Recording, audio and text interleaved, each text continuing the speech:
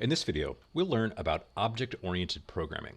This is a coding technique that helps us to really amp up the amount of sophistication and interaction we can get out of a simple sketch in P5. Let's look at a couple of example sketches. So our first sketch here is not using object-oriented programming. So you can see I'm kind of making sort of an eyeball shape, and it's following the mouse in different ways. And it's that combination of my variables, my initial values, and then this conditional here that are determining the properties of my shapes on screen and their behavior. Now the drawback is if I wanted to add more shapes like this and continue using the approach that I've set up here, I would essentially be duplicating lots of code. So for each additional eyeball shape I added, I would need another set of variables, another set of initializations, and another control structure to determine the behavior. So very quickly, I'd be doubling and tripling and quadrupling the amount of code that I have in my sketch. So let's contrast this with a similar example, this time using object-oriented programming. You can see that I've got two versions of that eyeball shape, and each one is sort of operating independently. Now I can even click and add additional shapes, each one sort of unique, different relationship of scale between the two circle shapes, and a different point on screen.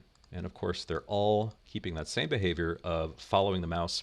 If we look at the code, I really don't have all that much more code, but you can see I'm getting much more sophisticated, much more customizable behavior.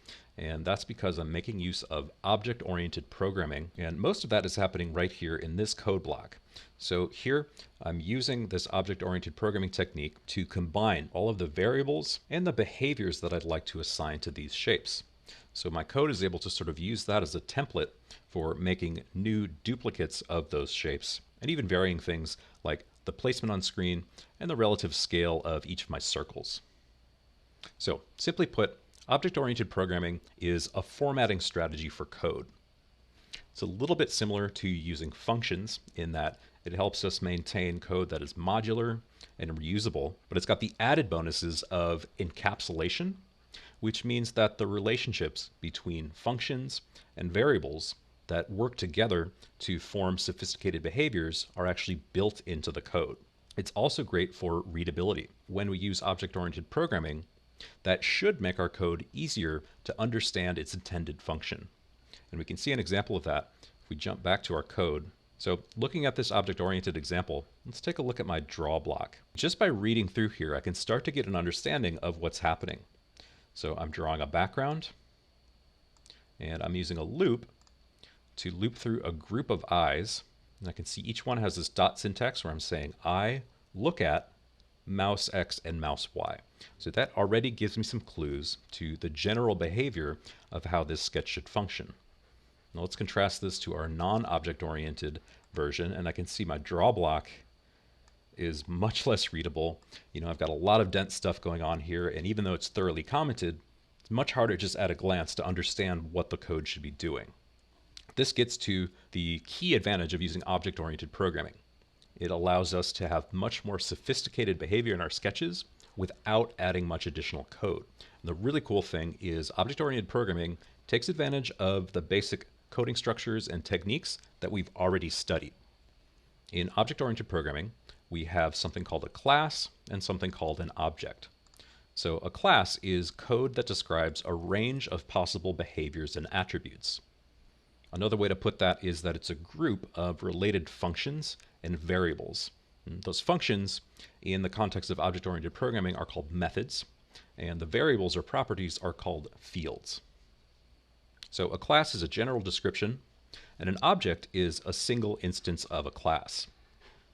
An object would contain specific versions of possible behaviors or properties. So for example, an object might have one specific color out of a range of colors that are available within the class.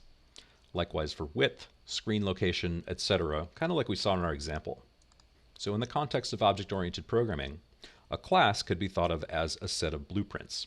It defines the measurements and the parameters for the house that might be built from those blueprints. And in this analogy, the house would be our object.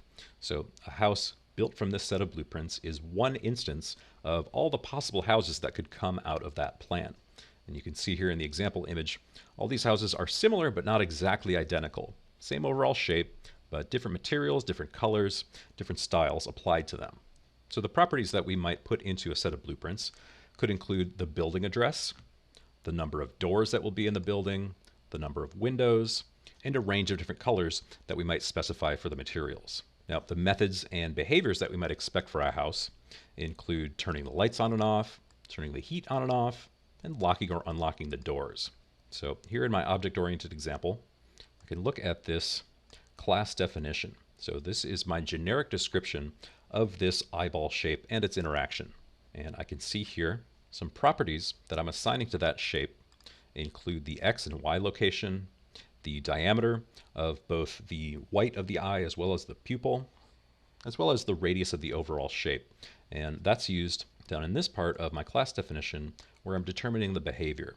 The main aspect of this behavior is I want the inner black pupil shape to follow the mouse. And I can see that happening on screen. So we'll get into lots more detail in other videos about exactly how to set up your code to use object-oriented programming. But for now, that's a quick intro.